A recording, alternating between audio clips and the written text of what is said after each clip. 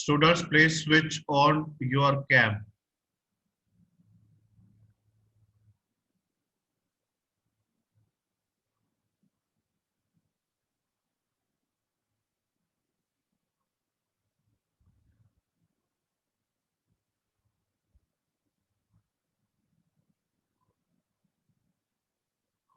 Parmeet, हरताज, Bhavya, Kiran, अनहद, जैसर।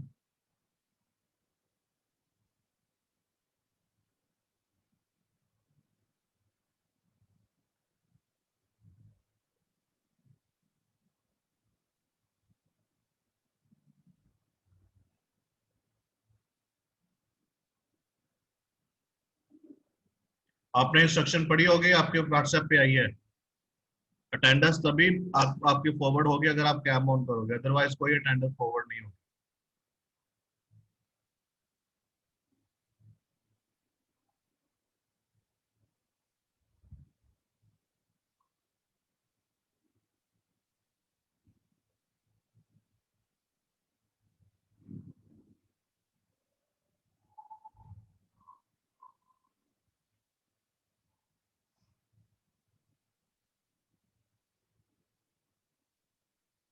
Okay, then I am going to leave your class.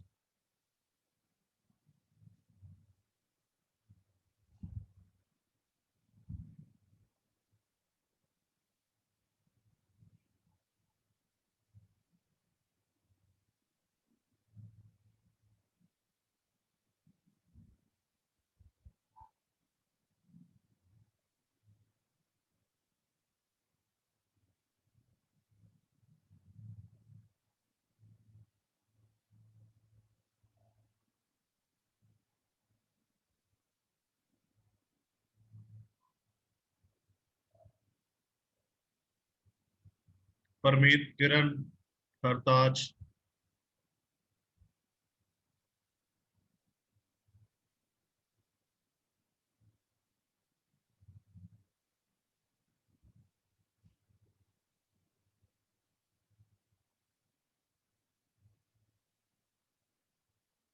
Kiranjit, Parmeet Kaur.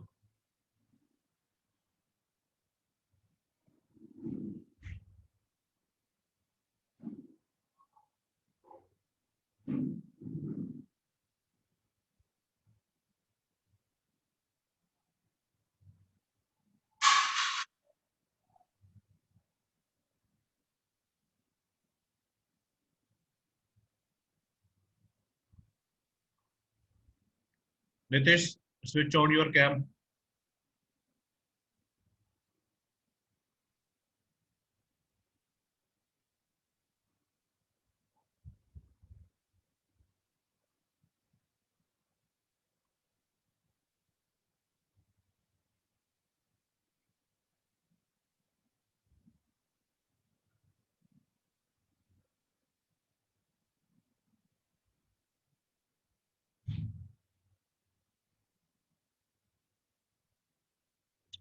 Our next topic is collision. So simple language में collision का मतलब क्या होता है कि जब भी दो पार्टिकल या जब भी दो बॉडीज आपस में स्ट्राइक करती हैं, so that is known as collision. लेकिन फिजिक्स के लैंग्वेज में collision is it is a interaction. चाहे दो पार्टिकल आपस में फिजिकली कांटेक्ट में हो या दो पार्टिकल आप फिजिकली कांटेक्ट में ना हो, उसको हम नाम देते हैं collision. So collision is an isolate event event in which strong forces act between two or more bodies। अगर वो जैसे दो चार्जेस हैं या दो मैग्नेटिक पोल हैं, अगर हम उन दोनों पोल्स को आमने सामने रखते तो भी उनके बीच में इंटरेक्शन होगी। That interaction is also known as collision. उसी तरह से अगर दो गाड़ियां आपस में कोलाइड कर जाती हैं, that is also a collision. So collision is an isolated event, isolated in which strong forces, चाहे मैग्नेटिक फोर्स के बीच में फोर्सेस हो, चाहे दो चार्जेस के बीच में फोर्सेस हो, strong forces act between two और more bodies for a short time. जैसे दो गाड़ी आपस में स्ट्राइक करके कोलाइड करके दोनों साइड हो जाती है, सो जो ये टाइम पीरियड होता है it is very small time period. So please note down the definition of collision, ये जो हमने पहली तीन लाइंस में लिखी हुई है। नोट करिए इसे. It is an isolated event in which a strong forces act between two or more bodies for a short time.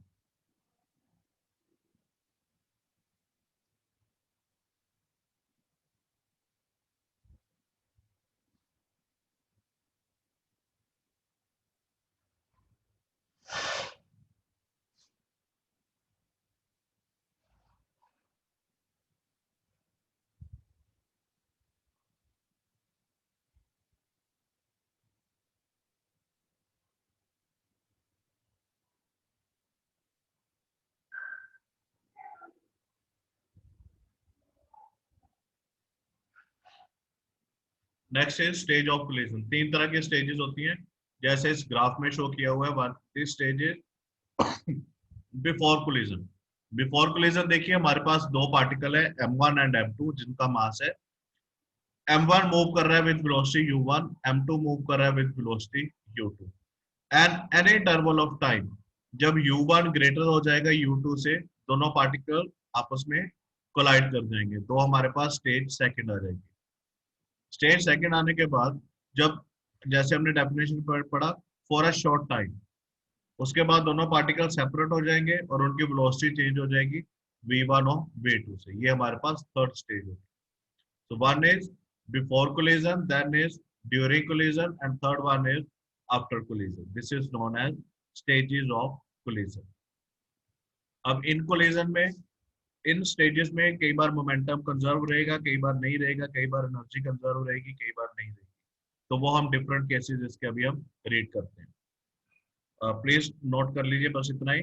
Stages of collision में ये डायग्राम ड्रॉ करके उसके साथ आपने ये लिख देना before collision, during collision and after collision. जल्दी से नोट करिए इसे.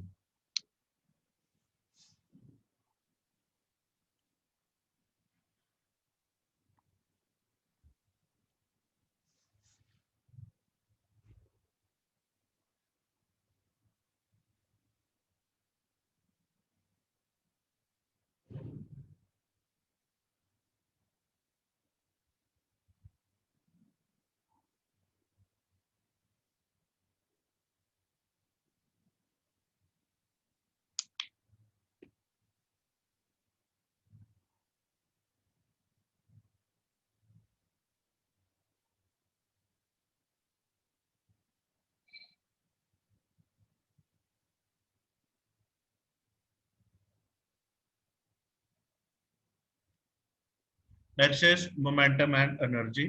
मोमेंटम जो रहेगा वो हमेशा कांस्टेंट रहेगा, लेकिन एनर्जी जो है वो चेंज होती रहेगी. सो लिख लीजिए इसे, मोमेंटम एंड एनर्जी. और उसके बाद टाइप ऑफ कोलिजन. टाइप में तीन तरह की कोलिजन है. First is perfectly elastic, in elastic and perfectly in elastic.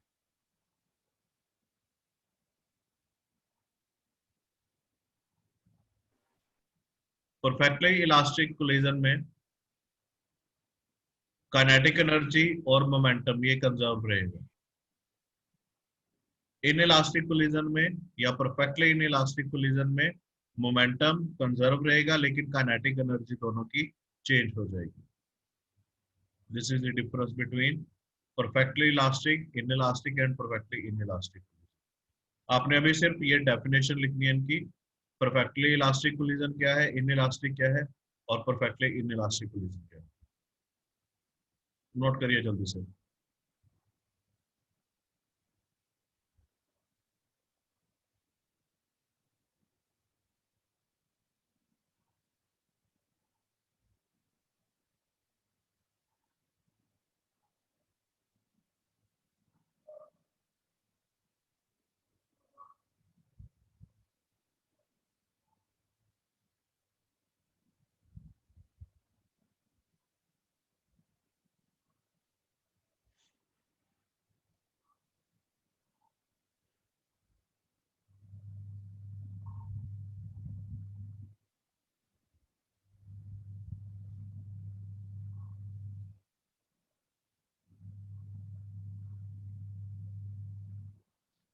अब हमारे पास फर्स्ट आर्टिकल है expression for perfectly elastic collision.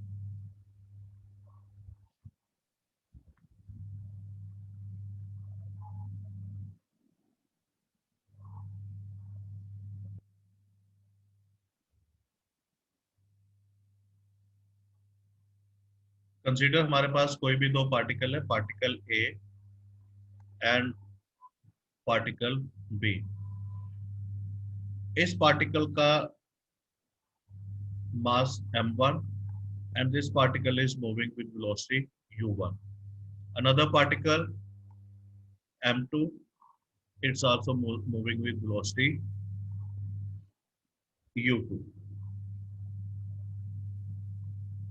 अब बिफोर कोलिजन इसका मोमेंटम क्या रहेगा, m1 u1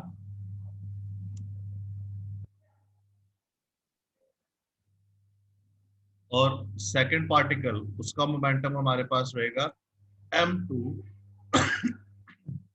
u2 और टोटल मोमेंटम होगा m1 u1 plus m2 u2। अब at any instant of time ये दोनों पार्टिकल क्या होंगे, एक दूसरे के साथ कोलाइड कर जाएंगे।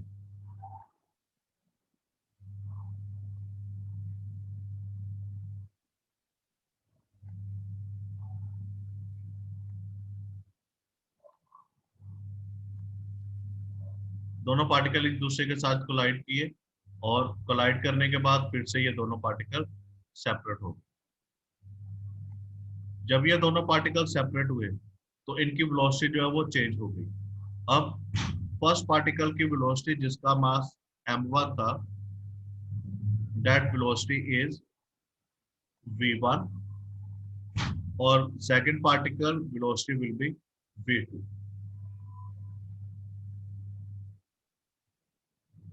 मोमेंटम बन गया m1 v1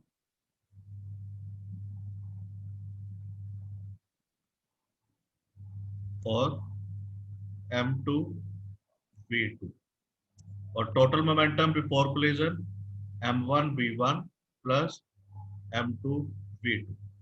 अब हमें पता है कंजर्वेशन ऑफ मोमेंटम से the momentum before collision is always equal to momentum after collision. तो इक्वेशन क्या रह जाएगी, m1 u1 plus m2 u2 is equal to m1 v1 plus m2 v2। इसको थोड़ा सा हम मॉडिफाई करेंगे, m1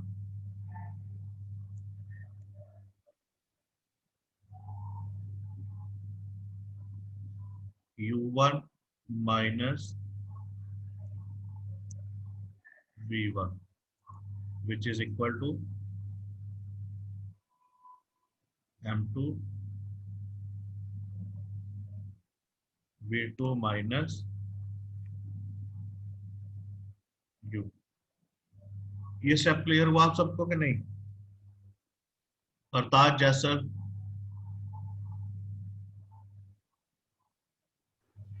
yes sir. Yes sir. अब इसे हम दे देंगे इक्वेशन नंबर 1।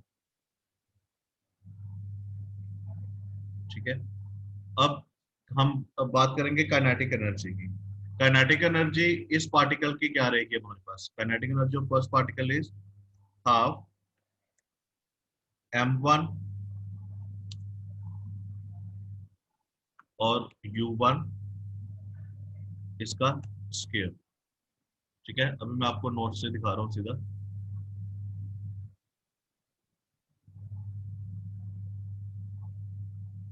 ये देखिए, conservation of kinetic energy half m1 u1 square plus half m2 u2 square is equal to half m1 v1 square plus half m2 v2 square.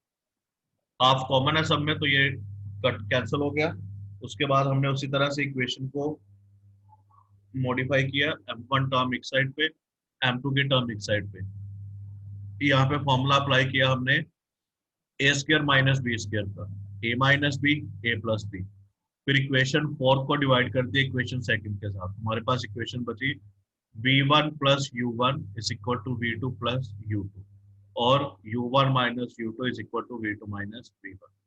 U1 minus U2 is the velocity of approach, and V2 minus V1 is velocity of separation. तो इसमें से कोई भी आप एक equation उठा लीजिए, जैसे V2 निकाला हमने, V2 is V1 plus U1 minus U2, इसकी वैल्यू हमने इक्वेशन 1 में सब्स्टिट्यूट की और वहां से V1 निकाल लिया, उसी तरह से V2 की वैल्यू। इसे नोट करिए सारे के सारे आर्टिकल को।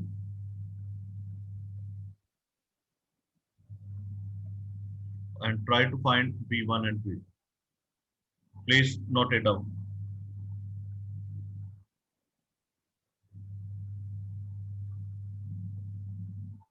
Nitish, any doubt? Disha, Hartaj, Jaisar?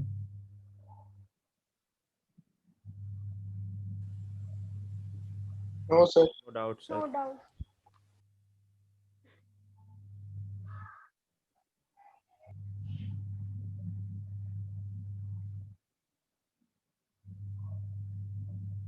जल्दी से नोट करिए सर।